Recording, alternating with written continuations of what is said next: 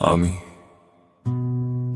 শ্রাবণ সন্ধ্যা হতে চাইনি তোমার, তবু ভেজা বাতাসে আমার নাম ধরে ডাকে মন।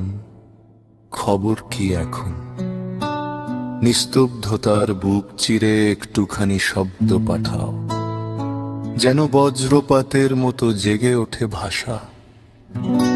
তুমি চেয়েছিলে অসীম দিগন্ত ছোঁয়া বিস্তার, সময় যেখানে থামে না, স্বপ্ন যেখানে হাত ছাড়া হয়।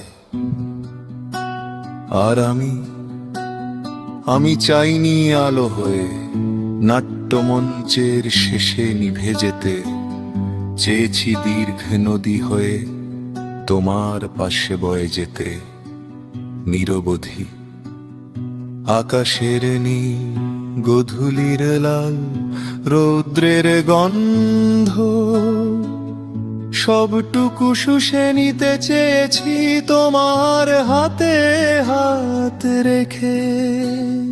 মেলুক প্রজাপতির ডানা, মহুয়ার মাতাল খন, হিম হিম দিনে বাদলের সুরে ডুবে থাকি দুজন। তুমি হমিত দিগন্ত ছুঁয়ে থাক তোমার বিস্তার। আমি শুধু চাই তোমার শ্রাবণ সন্ধ্যা হতে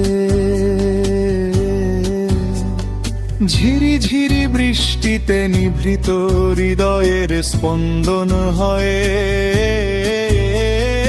যেখানে ভালোবাসা শব্দ নয়, নিঃশ্বাসের মতো স্বাভাবিক।